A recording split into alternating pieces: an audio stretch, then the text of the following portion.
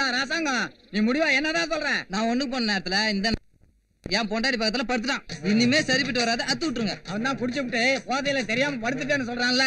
அது ஏன் பொண்டாடி பக்கத்துல வந்து படுக்கணும்? இவருக்கு பொண்டாட்டி இல்லையா, அவருக்கு இல்லையா, அவருக்கு இல்லையா? ஊர்ல இருக்க பொண்டாட்டி எல்லாம் விட்டு என் பொண்டாடி பக்கத்துல வந்து ஏன் படுக்கணும்? நான் அடிச்சு சொல்றேன், அவளுக்கு இவனுக்கு தொடர்பு இருக்கியா? என்னம்மா உன் புருஷன் அப்படி சொல்றானே, உனக்கு அவனுக்கு ஏதாச்சும் தொடர்பு இருக்காமா?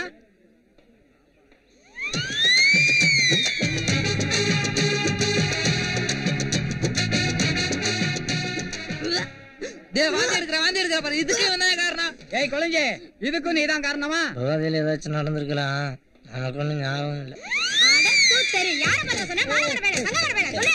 அடிக்காத, நடந்தது நெசந்தான்னு சொல்றியா?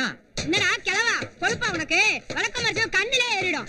வந்துட்டா இவெல்லாம் பஞ்சாயத்து பேசுற. அட அத உடம்மா, நீ வாந்தி எடுத்ததுக்கு அவன் தான் காரணம்னு உன் புருஷன் சொல்றானே, அதுக்கு என்னம்மா நீ சொல்ற? அட நீ வேறயா, அவன் கூட தொடர்பு இருக்குன்னு சொன்னதுக்கே வாந்தி வருது. இதுல அவன் வாந்தி எடுக்க வச்சுட்டோன்னு பேச்சு வேற பேசுறீங்க. ஏண்டா குடிச்சுட்டா உங்க புத்தி மயங்கி போயிடுமாடா? ஊர் குடும்பத்துல குழப்பங்களை உண்டு பண்றீங்களாடா? இவங்க குடிச்சிட்டு ஊர்ல அக்கிரமம் பண்றதே பயப்பா போச்சு. ஊட்ட பக்கவா சாணிய கரைச்சி மூஞ்சி மேலே ஊத்திருங்க.